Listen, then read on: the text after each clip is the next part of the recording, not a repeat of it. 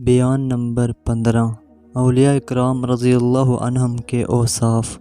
حمد باری تعالیٰ، تمام خوبیاں اللہ عز و جل کے لیے ہیں، جس نے اپنی مخلوق میں سے اولیاء اکرام رحم اللہ تعالیٰ کو پسند فرمایا اور ان کو بلند مرتبہ عطا فرمایا، جنہوں نے اس سے کیے ہوئے عہد کو پورا کیا تو اس نے ان کا تذکرہ پوری کائنات میں پھیلا دیا، زمانے کو ان کی برکت سے زینت عطا فرمائی، ان کے عرفان کی مہک سے تمام عالم کو معطر فرما دیا، انہیں اپنا قرب عطا فرما کر ان کا مطالبہ پورا کر دیا، ان کی محبت کو ان کے ٹوٹے ہوئے دلوں کو جوڑنے والا بنا دیا، انہوں نے اللہ عز و جل کی بارگاہ میں اپنے سر جھکا دیے اور اپنی خواہشات کی قربانی دے دی تو اس نے بھی انہیں اجر و ثواب کے خزانے عطا فرما دیے،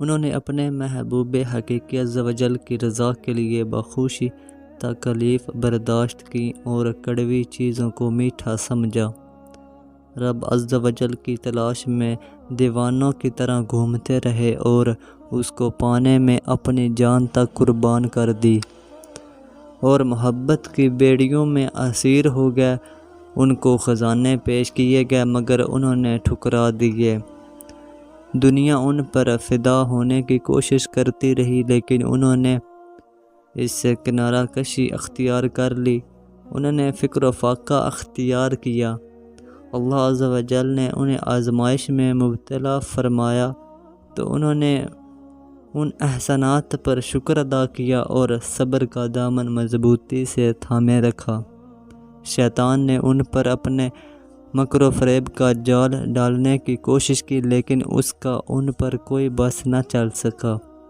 اور وہ انہیں دھوکہ دینے کی طاقت نہیں رکھتا، یہ صرف اللہ عز و جل کے محتاج ہیں اور اس کی عطا سے غنی ہو گئے، جنہیں غیر خدا سے مستغنا کر دیا گیا اور سحری کے وقت ان کے لیے پردے اٹھا دیے گئے۔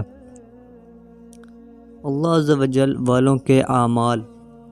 حضرت سیدنا ابو اشعث رحمۃ اللہ تعالی علیہ فرماتے ہیں، میں نے مکہ مکرمہ سے چند میل کے فاصلے پر ایک نوجوان کو نماز پڑھتے ہوئے دیکھا، وہ قافلے سے بچھڑ گیا تھا، میں اس کے نماز سے فارغ ہونے کا انتظار کرنے لگا لیکن اس کی نماز طویل ہو گئی، جب اس نے سلام پھیرا تو میں نے اسے السلام علیک کہا، اس نے وعلیکم السلام کہتے ہوئے سلام کا جواب دیا، میں نے اس سے پوچھا، معلوم ہوتا ہے کہ آپ اپنے ہم سفروں سے پیچھے رہ گئے ہیں، کہ آپ کا کوئی رفیق ہے جو آپ کو ان سے ملانے میں مدد کرے؟ تو وہ رو دیا اور کہنے لگا، ہاں ہے۔ میں نے پوچھا، کہاں ہے؟ تو اس نے جواب دیا، وہ میرے آگے پیچھے اور دائیں بائیں موجود ہے۔ آپ فرماتے ہیں کہ میں نے پہچان لیا کہ یہ عارف ہے۔ پھر میں نے اس سے پوچھا، کیا آپ کے پاس کوئی توشہ ہے؟ تو اس نے جواب دیا، ہاں ہے۔ میں نے پوچھا، کہاں ہے؟ تو اس نے جواب دیا، میرے دل میں میرے مالک حقیقی عز و جل کے لیے اخلاص ہے۔ میں نے کہا، کیا آپ کا رفیق بن سکتا ہوں؟ تو اس نے کہا، رفیق اللہ عز و جل سے غافل کر دیتا ہے اور میں کسی ایسے شخص کو پسند نہیں کرتا جو مجھے ایک لمحے کے لیے بھی اللہ عز و جل کی یاد سے غافل کرے۔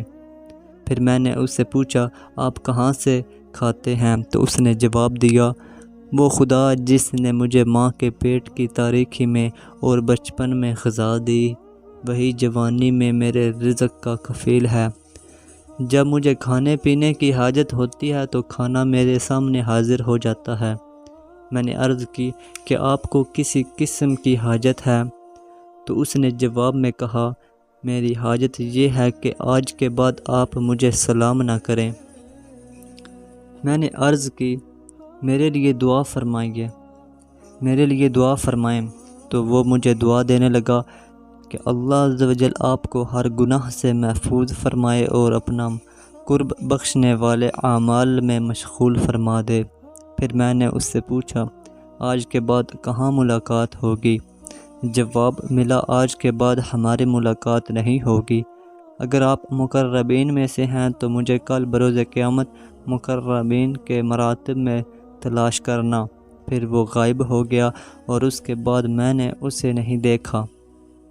اس کے اچانک نظروں سے اوجھل ہو جانے پر میں عرصہ دراز تک افسوس کرتا رہا۔ نافرمان اللہ عز و جل کا ولی بن گیا۔ حضرت سیدنا مالک بن دینار رحمۃ اللہ تعالی علیہ فرماتے ہیں کہ میرا ایک انتہائی شریر پڑوسی تھا۔ اس کی شکایت لے کر اہل محلہ میرے پاس آئے تاکہ میں اسے سمجھاؤں۔ جب میں اس کے پاس گیا اور اس سے کہا تیری نافرمانیاں زیادہ ہو گئی ہیں، یا تو توبہ کر لے یا پھر اس محلے سے چلا جا، تو اس نے جواب دیا میں اپنے ملک میں ہی رہوں گا اور یہاں سے نہیں نکلوں گا۔ میں نے کہا ہم حاکم وقت سے تیری شکایت کریں گے، تو وہ کہنے لگا میری اس سے دوستی ہے۔ تو میں نے کہا ہم تیرے خلاف اللہ عز و جل کی بارگاہ میں دعا کریں گے۔ یہ سن کر اس نے کہا میرا رب عز و جل تم سے زیادہ مجھ پر رحم فرمانے والا ہے۔ پھر وہ میرے پاس سے اٹھ کھڑا ہوا۔ میں نے رات سحر کے وقت اللہ عز و جل کی بارگاہ میں دعا کے لیے ہاتھ اٹھا دیے اور عرض گزار ہوا اے میرے مالک کے حقیقی، فلاں شخص نے ہمیں تکالیف دی ہے، لہذا تو اسے اس کی سزا دے۔ تو ہاتف غیبی نے پکار کر کہا اسے بد دعا نہ دے کیونکہ یہ ہمارے اولیاء میں سے ہے۔ میں اسی وقت اٹھا اور جا کر اس کے دروازے پر دستک دی۔ جب وہ شخص باہر آیا تو سمجھا کہ شاید میں اسے محلے سے نکالنے آیا ہوں، تو وہ رونے لگا اور معذرت کرتے ہوئے کہنے لگا اے میرے محترم، میں نے آپ کی بات مان لی ہے اور اب میں اس محلے سے نکل جاؤں گا۔ تو میں نے کہا میں اس لیے نہیں آیا بلکہ یہ بتانے آیا ہوں کہ جب میں نے اللہ عز و جل کی بارگاہ میں تمہارے خلاف دعا کے لیے ہاتھ اٹھایا تو ایک پکارنے والے نے ندا دی اسے بد دعا نہ دے کیونکہ یہ ہمارے اولیاء میں سے ہے۔ جب اس نے یہ سنا تو بہت رویا اور سچے دل سے تائب ہو گیا۔ لوگ اس کی زیارت کرنے اور اس سے برکت حاصل کرنے کے لیے کثرت سے جمع ہونے شروع ہو گئے۔ پھر وہ پیدل مکہ مکرمہ چلا گیا اور وہیں مقیم ہو گیا۔ اگلے سال میں نے حج کیا۔ ظہر کے وقت مسجد حرام کی دیوار کے سائے میں بیٹھا تھا کہ میں نے مسجد کے کونے میں ایک گروہ دیکھا۔ میں کھڑا ہوا اور دیکھا کہ لوگ ایک شخص کے گرد جمع ہیں۔ غور کرنے پر معلوم ہوا کہ وہ تو میرا وہی پڑوسی تھا۔ وہ مٹی پر لیٹا ہوا لمبی لمبی سانسیں لے رہا تھا۔ میں اس کے سر کے قریب بیٹھ کر رونے لگا۔ اس نے اپنی آنکھیں کھولی اور مجھے دیکھ کر کہنے لگا اے مالک رحمۃ اللہ تعالی علیہ، دیکھو وہ رب عز و جل برائیوں سے درگزر کرتا ہے اور آنسو بہانے والوں پر رحم فرماتا ہے۔ میں اس محلے سے نکلا اور تجھ سے حیا کرتے ہوئے اپنے وطن اور گھر والوں کو چھوڑ دیا، حالانکہ تو بھی میری طرح مخلوق ہے، مگر میں نے خالق عز و جل سے حیا نہ کی تو میں کل بروز قیامت اس کی بارگاہ میں کیسے کھڑا ہوں گا۔ پھر اس نے ایک سرد دل پر درد سے کھینچی اور اس کے ساتھ ہی اس کا طائر روح کف سے ان سوری سے پرواز کر گیا۔ حضرت سیدنا جنید بغدادی رحمۃ اللہ تعالی علیہ فرماتے ہیں کہ میں ایک سال بیت اللہ شریف کے سفر پر تھا۔ راستے میں ایک شخص کی انتہائی پرسوز آواز سنائی دی۔ میں جلدی سے اس کی طرف گیا اور جا کر اسے سلام کیا۔ اس نے میرا نام لے کر مجھے جواب دیا۔ میں نے اس سے پوچھا اے میرے دوست، آپ کو میرا نام کس نے بتایا؟ اس نے جواب دیا عالم ملکوت میں میری اور آپ کی روح کی ملاقات ہوئی تھی، لہٰذا مجھے آپ کا نام ہمیشہ رہنے والی اس ذات نے بتایا جس کو موت نہیں۔ پھر اس نے کہا اے جنید، جب میں مر جاؤں تو مجھے غسل دینا اور انہیں کپڑوں میں کفن دے کر اس ٹیلے پر چڑھ کر اعلان کرنا، یعنی اے لوگو، اللہ عز و جل تم پر رحم فرمائے، اس اجنبی اور غریب یار کی نماز جنازہ پڑھ لو۔ اس کے بعد اس نوجوان کی پیشانی پر پسینہ آ گیا۔ وہ زاروں قطار رو کر کہنے لگا، آپ کو اللہ عز و جل کی قسم، جب حج کر کے واپس پلٹو تو بغداد ضرور جانا اور زعفرانی کے گھر کے متعلق دریافت کر کے میری ماں اور میرے بیٹے کے متعلق پوچھنا، اور پھر انہیں کہنا کہ تمہیں ایک ایسے مسافر نے سلام بھیجا ہے جس کو نہ تو اس کے گھر پہنچایا گیا اور نہ ہی تمہارے پاس چھوڑا گیا۔ اس کے بعد وہ نوجوان اس دنیا سے کوچ کر گیا۔ حضرت سیدنا جنید بغدادی رحمۃ اللہ تعالی علیہ فرماتے ہیں کہ میں نے اس کو غسل و کفن دے کر اس ٹیلے پر چڑھ کر جب یہ اعلان کیا تو میں نے دیکھا کہ ایک جماعت پہاڑوں سے آ رہی ہے۔ ہم سب نے اس کی نماز جنازہ پڑھ کر اسے دفن کر دیا۔ میں نے حج ادا کرنے کے بعد بغداد جا کر جب زعفرانی کے گھر سے متعلق دریافت کیا تو مجھے جو راستہ بتایا گیا تھا، میں نے اس پر چند بچوں کو کھیلتے ہوئے دیکھا۔ ان میں سے ایک بچہ میرے پاس آیا اور کہنے لگا، اے میرے بزرگ، شاید آپ ہمارے والد کی موت کی خبر دینے آئے ہیں۔ حضرت سیدنا جنید بغدادی رحمۃ اللہ تعالی علیہ فرماتے ہیں، مجھے اس بچے کے کلام سے بڑا تعجب ہوا۔ اس نے میرا ہاتھ پکڑا اور گھر جا کر دروازہ کھٹکھٹایا تو ایک بوڑھی عورت باہر آئی اور کہنے لگی، اے جنید، میرے بیٹے کا انتقال کہاں ہوا؟ شاید عرفہ میں۔ تو میں نے کہا، نہیں۔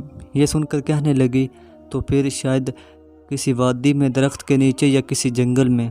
تو میں نے کہا، جی ہاں۔ تو بولی، ہائے افسوس اس لڑکے پر جسے نہ تو اس کے گھر پہنچایا گیا اور نہ ہمارے پاس چھوڑا گیا۔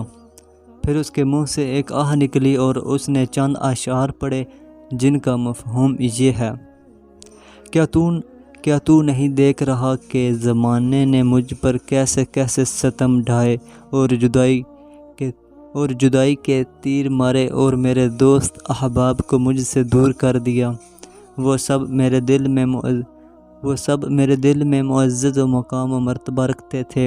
ان کی جدائی کے بعد میں نے خود کو بڑا مجبور و بے کس پایا کہ میرے دل کے راز چھپانے کے سارے اصول بھی ختم ہو گئے۔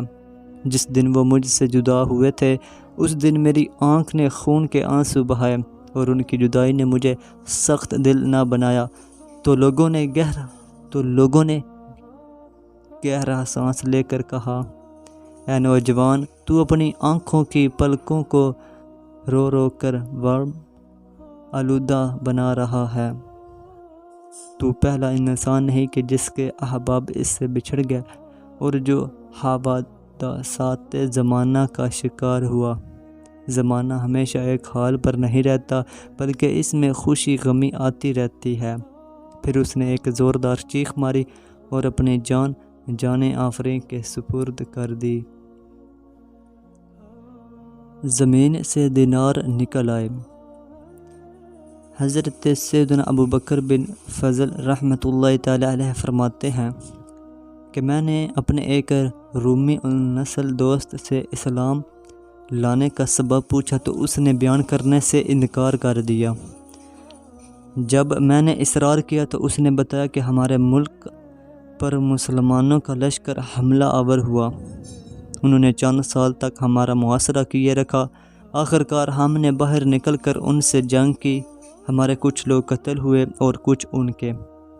ہم نے ان کی ایک جماعت کو قتل کر دیا اور ایک کو قیدی بنا لیا، اور میں نے اکیلے 10 مسلمانوں کو گھر میں قید کر لیا۔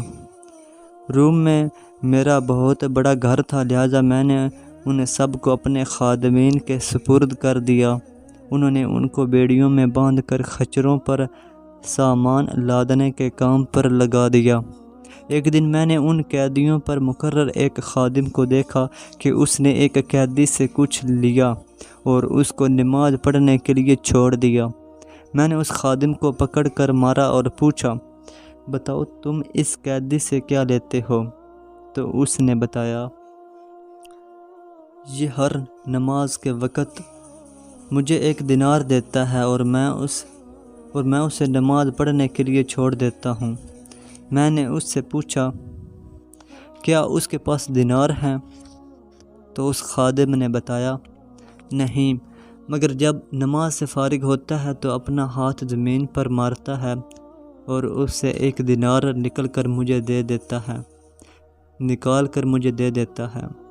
مجھے شوق ہوا کہ میں اس کی حقیقت جانوں، لہٰذا جب دوسرا دن ہوا تو میں اس نگران کے کپڑے پہن کر اس کی جگہ کھڑا ہو گیا اور اسے کہا، تم جاؤ، آج اس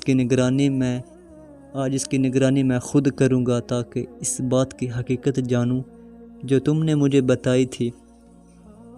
جب ظہر کا وقت ہوا تو اس نے مجھے اشارہ کیا کہ مجھے نماز پڑھنے دے تو میں تجھے 1 دینار دوں گا۔ میں نے کہا، میں 2 دینار سے کم نہیں لوں گا۔ اس نے کہا، ٹھیک ہے۔ میں نے اسے چھوڑ دیا۔ اس نے نماز پڑھی۔ جب فارغ ہوا تو میں نے دیکھا کہ اس نے اپنا ہاتھ زمین پر مارا اور وہاں سے نئے 2 دینار نکال کر مجھے دے دیے۔ جب عصر کا وقت ہوا تو اس نے مجھے پہلی مرتبہ کی طرح اشارہ کیا۔ میں نے اسے اشارہ کیا کہ میں 5 دینار سے کم نہیں لوں گا۔ اس نے مان لیا۔ پھر جب مغرب کا وقت ہوا تو حسب معمول مجھے اشارہ کیا تو میں نے کہا، میں 10 دینار سے کم نہیں لوں گا۔ اس نے میری بات مان لی اور جب نماز سے فارغ ہوا تو زمین سے 10 دینار نکال کر مجھے دے دیے۔ اور پھر جب عشاء کی نماز کا وقت ہوا تو حسب عادت اس نے مجھے اشارہ کیا۔ میں نے کہا، میں 20 دینار سے کم نہیں لوں گا۔ پھر بھی اس نے میری بات تسلیم کر لی اور نماز سے فراغت پا کر اس نے زمین سے 20 دینار نکالے اور مجھے تھما کر کہنے لگا، جو مانگنا ہے مانگو، میرے مولا عز و جل بہت غنی اور کریم ہے، میں اس سے جو مانگوں گا وہ بخل نہیں کرے گا۔ میں نے وہ رات رو کر گزاری۔ اس کا یہ معاملہ دیکھ کر مجھے بڑا دھچکا لگا اور مجھے یقین ہو گیا کہ یہ اللہ عز و جل کا ولی ہے۔ مجھ پر اس کا رعب طاری ہو گیا اور میں نے اس کو زنجیروں سے آزاد کر دیا۔ جب صبح ہوئی تو میں نے اسے بلا کر اس کی تعظیم و تکریم کی، اسے اپنا پسندیدہ لباس پہنایا۔ میں نے اسے اختیار دیا کہ وہ چاہے تو ہمارے شہر میں عزت والے مکان یا محل میں رہے اور اس کی انتہائی تعظیم و تکریم کی جائے گی، اور چاہے تو اپنا شہر چلا جائے۔ اس نے اپنا شہر جانا پسند کیا، لہٰذا میں نے ایک خچر منگوایا اور زیادہ راہ دے کر اسے خچر پر خود سوار کیا۔ اس نے مجھے دعا دی، اللہ عز و جل اپنے پسندیدہ دین پر تیرا خاتمہ فرمائے۔ اس کا یہ جملہ مکمل نہ ہوا تھا کہ میرے دل میں دین اسلام گھر کر گیا۔ میں نے اس کے ساتھ اپنے 10 غلام اور خادم بھیجے، انہیں حکم دیا کہ وہ سب اس کی بہت زیادہ تعظیم و تکریم کریں اور اسے کسی قسم کی کوئی تکلیف نہ ہونے دیں، اور یہ کہ وہ لوگ اس کے حکم کی اطاعت کریں اور وہی کریں جو یہ پسند کریں اور اس کی مخالفت بالکل نہ کریں۔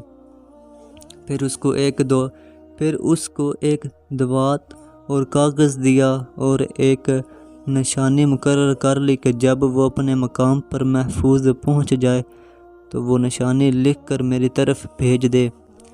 ہمارے اور اس کے شہر کے درمیان 5 دن کی مسافت تھی۔ جب 6واں دن آیا تو میرے خدام میرے پاس آئے۔ ان کے پاس رکا بھی تھا جس میں اس کا خط اور وہ علامت بھی تھی۔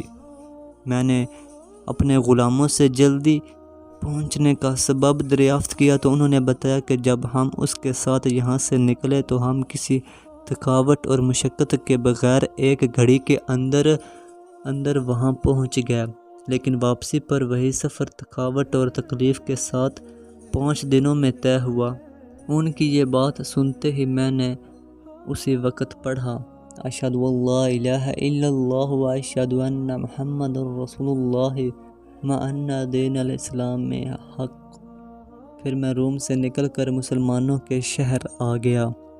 اے میرے مولا عز و جل، اگر تو صرف باعمل لوگوں پر رحم فرمائے گا تو ہمارے جیسے کوتاہ کدھر جائیں گے؟ اگر تو صرف مخلصین کی نمازیں قبول فرمائے گا تو ریاکاروں کے اعمال کون قبول کرے گا؟ اگر تو صرف محسنین پر کرم فرمائے گا تو گناہ گاروں پر کون کرم کرے گا؟ اے اللہ عز و جل، ہم تجھ سے حسن ظن رکھتے ہیں، اے وہ ذات جسے ہماری آنکھیں نہیں دیکھ سکتی، ہماری تمام لغزشیں معاف فرما۔ صلی اللہ علی سیدنا محمد و آلہ و صحابہ اجمعین۔